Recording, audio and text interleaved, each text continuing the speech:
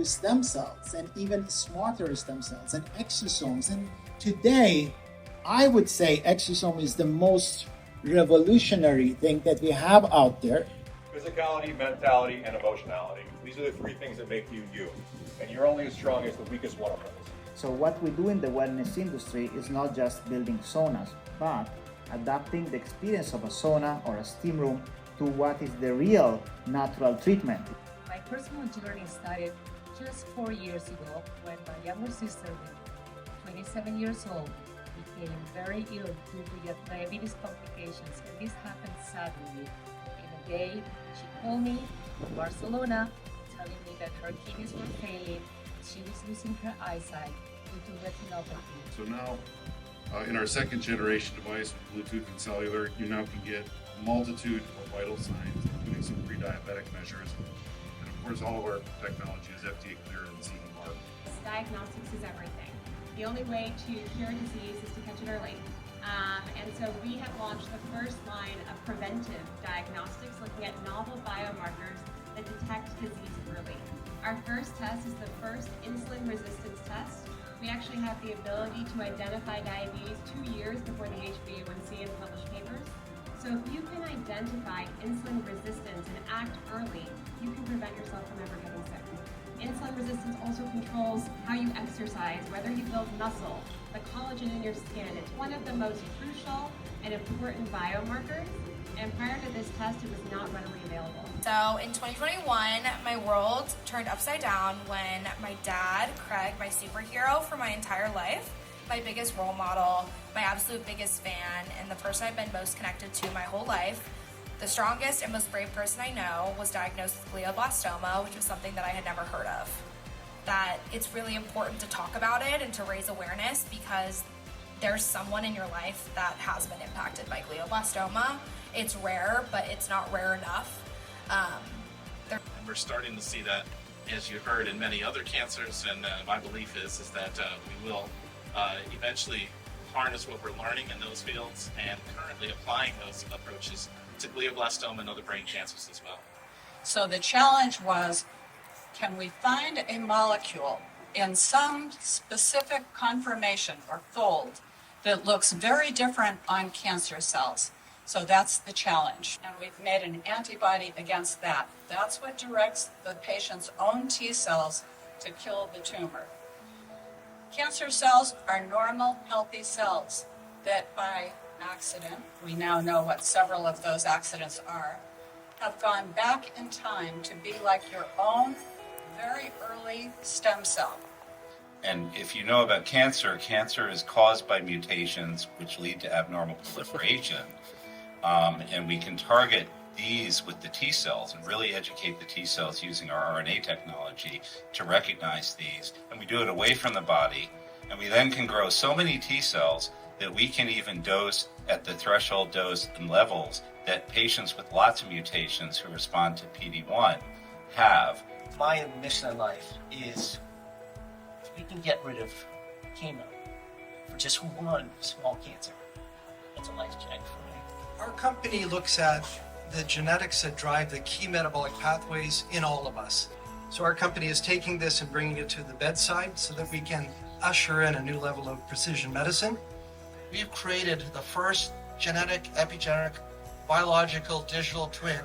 But imagine, we'll be able to take all your data, find out what's the best therapeutic for you. And if it doesn't exist, we'll create it for you digitally, run it through your digital twin, and already the manufacturing center in Switzerland has already been built for robotic manufacturing of those therapeutics. Special guest, she actually concepted and created and managed the city of the future. We tend to accept reality as it is rather than how we want it to be. And we're at this vortex of time at this moment where we can all decide the reality that we want to create, because the truth is we have the innovation, we have the technology, we have the wellness, we have a global environment, and we really can create the city of the future. So I was tasked with developing the most healthiest city in the world. And it was quite a task. But it was for the right person who can't sit still, right? I need to keep moving. So I was told to travel across the world. I saw 12 systems. I studied 12 systems across the world, saw the best of breeds, and I was to bring that back and make that shopping mall model.